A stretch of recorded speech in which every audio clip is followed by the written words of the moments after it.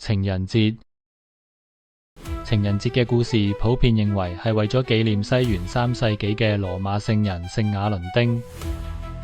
喺不停征戰嘅克勞狄二世時代，克勞狄二世認為未婚男子能夠成為更好嘅士兵，於是下令禁止年輕男性結婚。放開我！放開我！聖雅倫丁因為秘密替戀人證婚而違反年輕男子不得結婚嘅禁令，佢喺2月14號被處死。放開我！我冇錯。雖然佢被關進牢房，但同獄長成為咗朋友。獄長十分喜歡聽佢講嘅故事，同埋佢對事情嘅見解。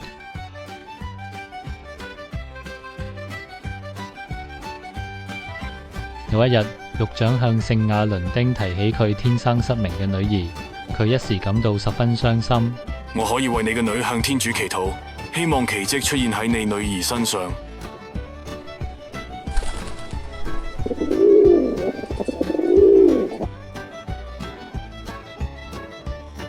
阿倫丁，奇蹟真係出現咗，獄長嘅女兒親自嚟監獄多謝佢。獄長嘅女兒亦都好喜歡同聖雅倫丁傾偈，每日亦都嚟探望佢，兩人漸漸產生深厚嘅感情。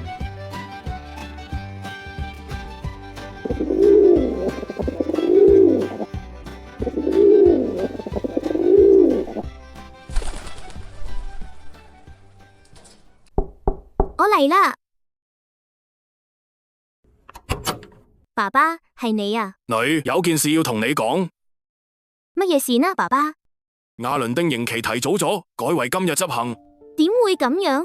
獄長把聖雅倫丁嘅書信交俾女兒。當你睇到呢封信嘅時候，我大概已經到達天國。好高興能喺人生最後嘅路上遇見你。希望我走咗以後，你能繼續幸福快樂咁生活。你嘅雅倫丁。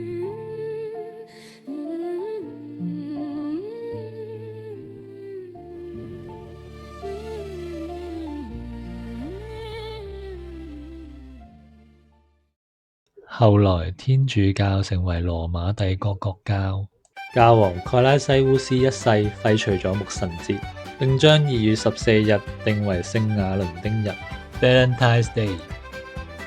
喺牧神節嘅節慶中，祭司會透過抽籤，要唔認識嘅男女成為情侶。佢哋更加迷信鞭打能增加佢哋嘅生育能力。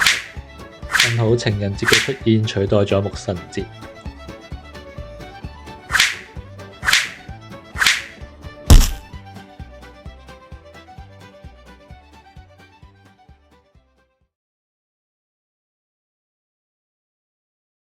啦啦啦啦啦啦啦啦。